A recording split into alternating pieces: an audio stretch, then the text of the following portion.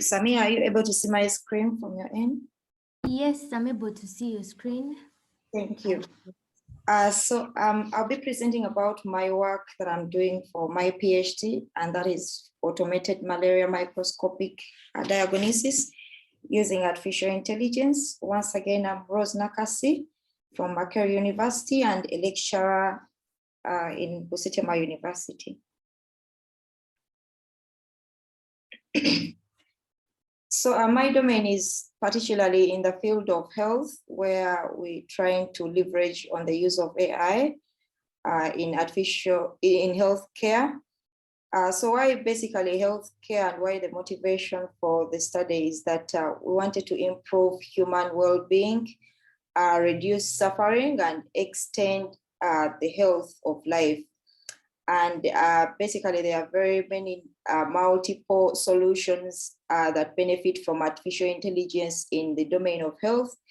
But particularly for my study, I was basically looking at human developed AI use cases, and in particularly the domain of diagnosis, where I was looking at malaria specifically.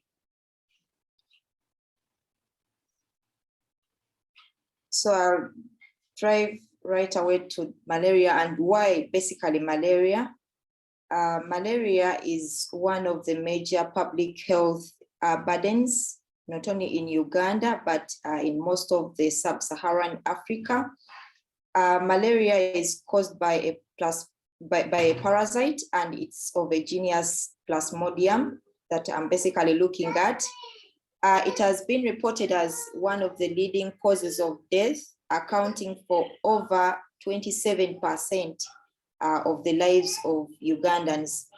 And if we look at the global picture of things, it has accounted for over 229 million cases globally. So we literally see malaria as being one of the major public health concerns.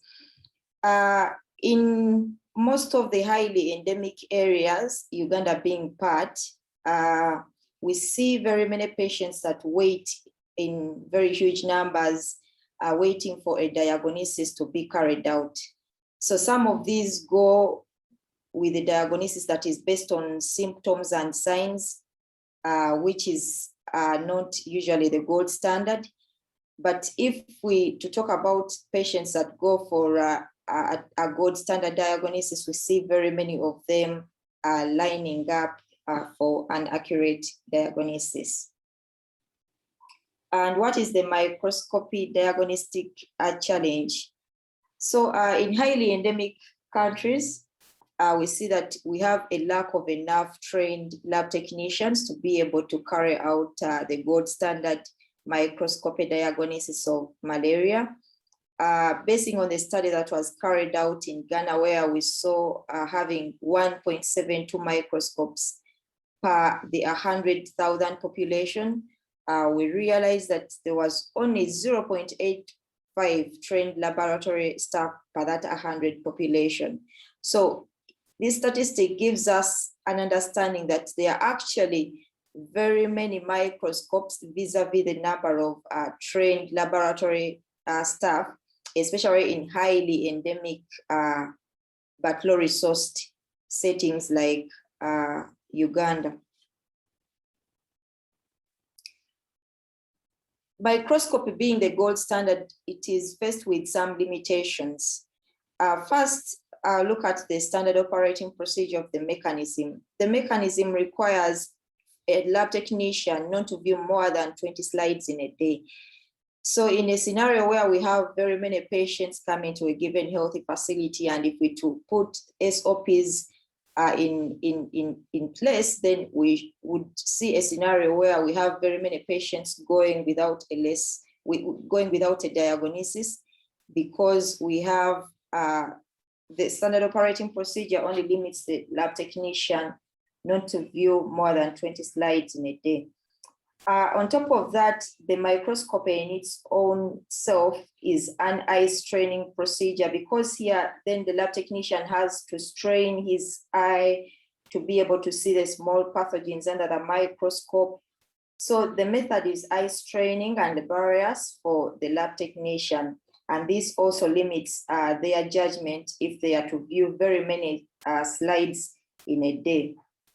So we see variations in the individual expert judgment of the microscopists. This variation can also be subjective across different lab technicians. So what a given lab technician is able to see under the microscope may be totally different from the judgment of another microscopist who could be also seeing the same slide. So we usually get to see less confident results coming in from different lab technicians who are carrying out the microscopy diagnosis of malaria.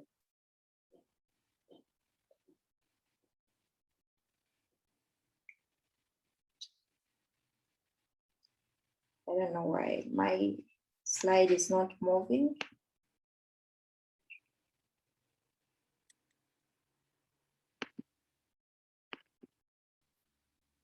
Samiha, could there be a reason why the slide is not moving? I don't know. Eugene is on the technical side. It's now fine. I don't know what the lag was. Oh. So in our concept, all the motivation for this work was to leverage on the capabilities of artificial intelligence and the new technologies, for example, the smartphones, to be able to augment on the capabilities of microscopy so that we could come up with a more accurate diagnosis of diseases like malaria. So our concept here was to use the available technologies. For example, if you look at the mobile smartphones, these gadgets are now very common even on the African market. You'd find that we have now a big influx of mobile smartphones on the market. So they're readily available. Also, given the statistics, we see that in most of the public health facilities in most of these highly endemic areas, there is availability of the microscopes. So our setup was to use the equipment that is available to us and then improve the gold standard, which is the microscopy. So here, the concept was to have an attachment of the smartphone onto the microscope so that we could be able to capture the images and then be able to carry out the gold standard. So here, we had to develop a 3D printable adapter, which could provide an attachment mechanism of the smartphone onto the eyepiece of the microscope. So this adapter was developed with the concept that it could allow any smartphone of any model to attach onto the eyepiece of the microscope.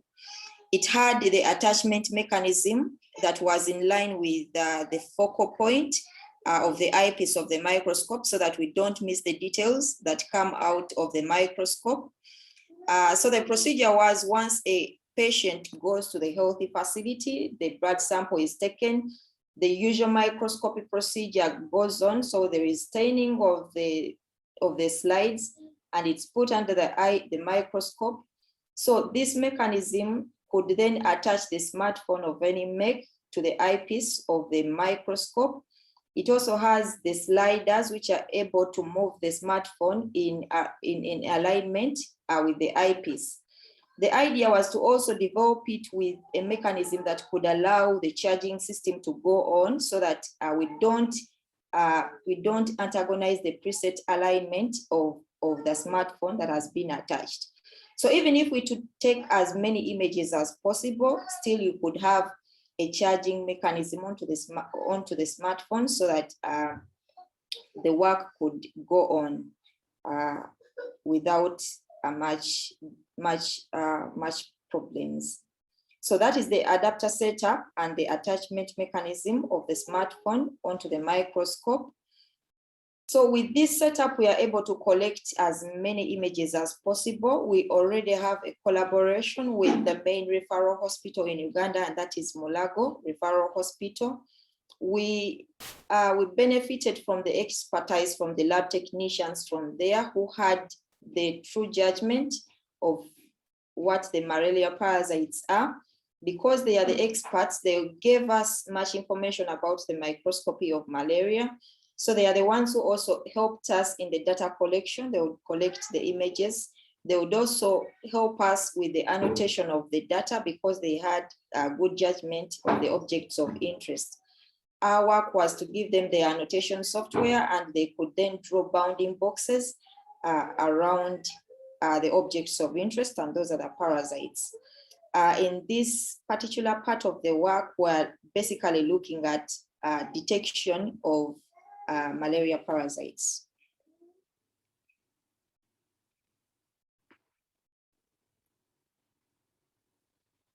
So the kind of data sets that we collected using the protocol that I have presented was gene-sustained thick smear slides. The reason why we used thick blood smears was the fact that we're interested in looking at detection of the parasites. So thick blood smears are more highly sensitive, are more accurate when we're looking at detection of the parasites themselves, and they give better information about the morphology, all the description or the characteristic of the objects of interest, which were the parasites. We used the gene sustain, which is actually the gold standard stain when we're looking at the detection of the parasites. So the raw and annotated malaria microscopic images are there presented. So once we captured the images, then the annotation software was just to bound the parasites of interest, taking into consideration the center of the object of interest. So once we got the center of the object of interest, we then had the lab technicians then had to just draw around a small box around the parasites. The reason is that we wanted to take in as much detail of the parasite rather than the non-parasitic part of the image. So in this case, we then generated positive and negative patches. Positive patches were those that represented the characteristic of the image. And then any other part of the image then was part of the negative patches. And as shown in the image there, you would realize that we had so many negative patches in comparison to the positive patches. So in the data pre-processing or in the data preparation stage, we had to improve the data set so that we could improve the number of the positive patches, and then try to reduce on the number of negative patches. So the procedure here was to discard some of the negative patches, but augment and improve the number of the positive patches. To this end, we did some rotation and flipping of the positive patches, and we increased them by a multiple of 7. So the positive patches increased by a magnitude of 7, and then we dropped negative patches by a magnitude of 100. The idea was to balance the data set for a supervised deep learning task. So after that, we then tell Kang has a raised hand. Is there any question, Samia, before I proceed? Yeah, there is someone who has raised their hand. Yeah. Yeah. No, let Rose continue. We can keep the hand going, and then after she has finished the presentation, she can, we can bring in Telga. Okay. So thank you so much for that. So after the data preparation and data pre-processing procedure, then we had to now do the analysis of the data set that was improved. Here we investigated using deep learning. So deep learning, unlike traditional machine learning, has the advantage that here we allow the algorithm to learn features from the data directly, rather than having a human figure out the features. So then a human has to design measures of pulling out the features of interest and then programming them. So the process in itself is tedious. It could also be subjective to whichever programmer is pulling out or extracting those features of interest. And also, it could also be prone to errors because we are humans. So we could miss out some details, but using deep learning, then the model or the algorithm is able to extract features automatically from the data that it has been fed with. And given the fact that we used supervised machine learning where we had annotations or characteristics of the pathogens of interest aligned for us by the lab technicians, so we then leveraged on deep learning and specifically convolutional neural networks to be able to learn features of interest. The idea behind convolutional neural networks is that it has a mechanism where it is able to share weights. So once the weights are shared, it could then focus on a small part of the image, learn the features of that particular part, and then it is able now to convolve through the entire image, sharing the weights that those that respond to a given object of interest are then going to be convolved over the entire image so that we could learn as many features that respond to given filters in the image. In this example, we're looking at parasites. So at one part of the image, once the model has learned the characteristic of the parasite, it is able to pick that filter and then look for it through a sliding window mechanism throughout the entire image. So every time it finds a pathogen, it is able to mark it as responding to a given filter that responds to the characteristics of the parasite. The other thing is that it also has a pooling layer. So the pooling layer is able to reduce the computational resources of the algorithm. So it reduces on the size of the filters based on the object of interest, so that once a filter has been learned through a local receptive field, then it convolves through a sliding window mechanism. The pooling layer would now be able to reduce the computations once the filters that respond to a given feature have been identified. And then lastly, we have a fully connected layer, which is actually the last layer of the CNN, that is able now to, it has connections throughout the entire layers of the image. And once this has been achieved, then it has, it responds to now the object that is needed. So then we get, if we get a filter that responds to the parasite, the convolutional layer will now produce for us either a positive patch or a negative patch. So in the lower layers of the convolutional neural networks, those usually respond to things like the color, things like the size, things like the shape. So once the shape, color, and lobes of the parasite have been learned, then the higher layers will correspond to more complex patterns within the image. So in this particular work, we used the convolutional layer that was of 7 filters and of size 3.3, and a pooling layer was of a factor 2, and a convolutional layer or the hidden layer that was of 12 filters and of size 2.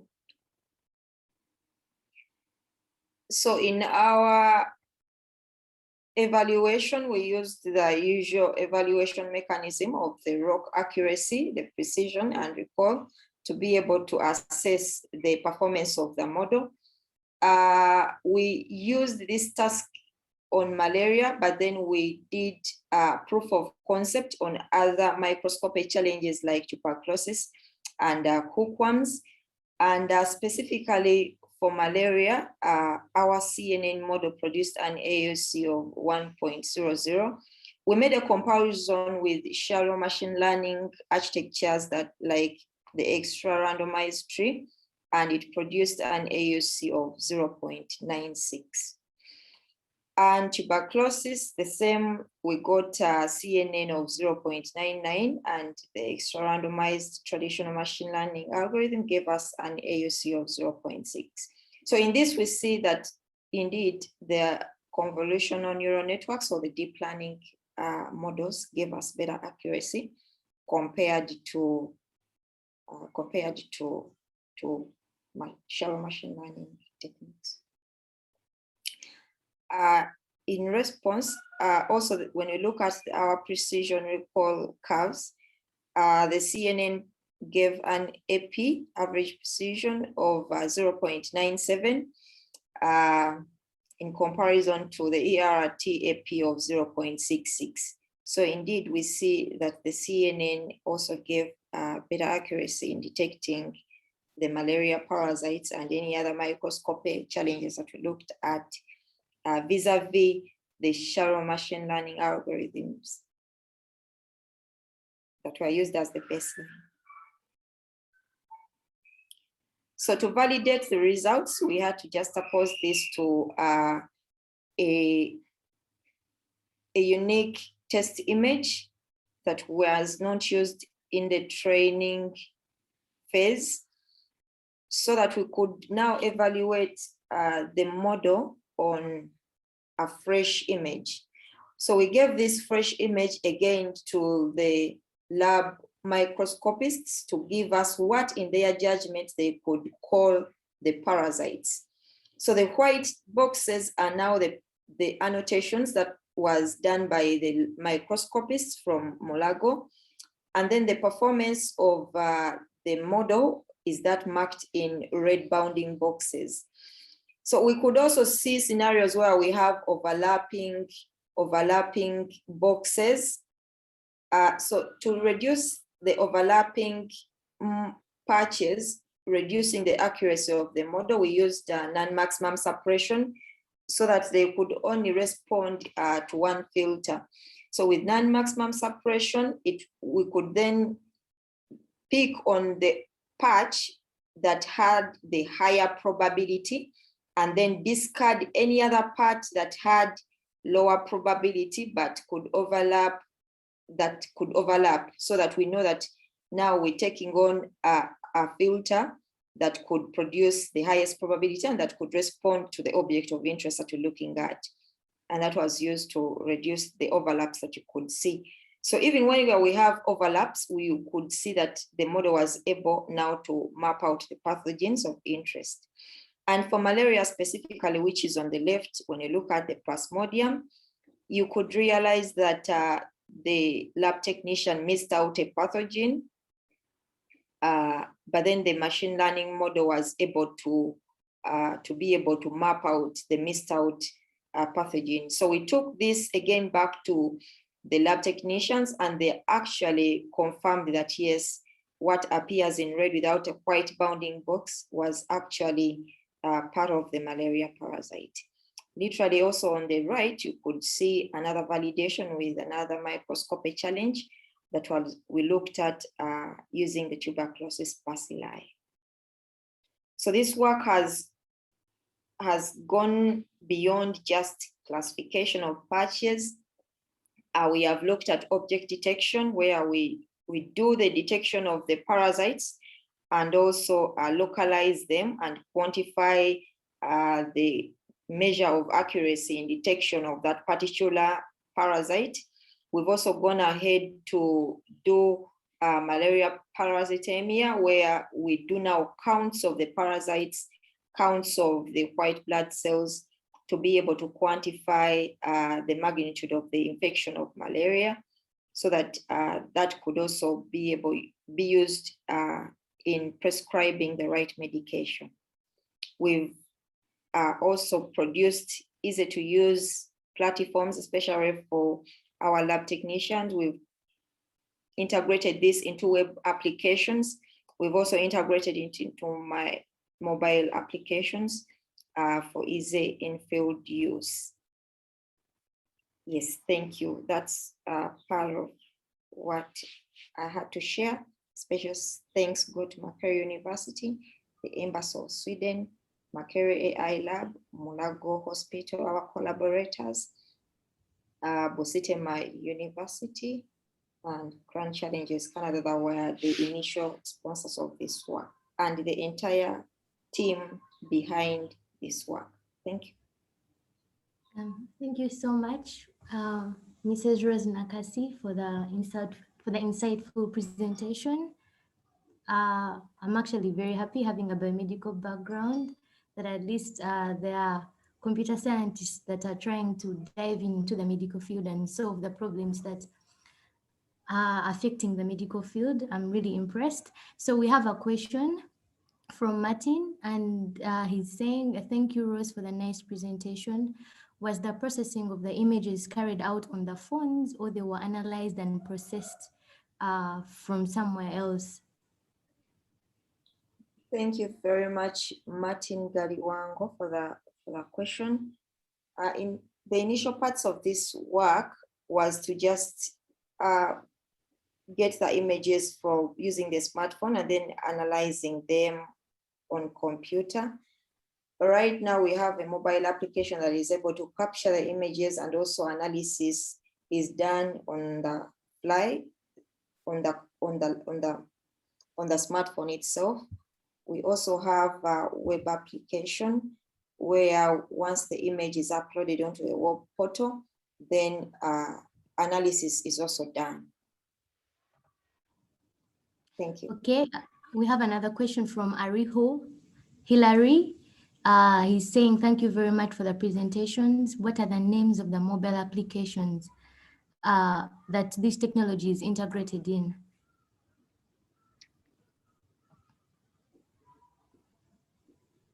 What was the question? What are the names of the mobile applications that this technology is integrated in?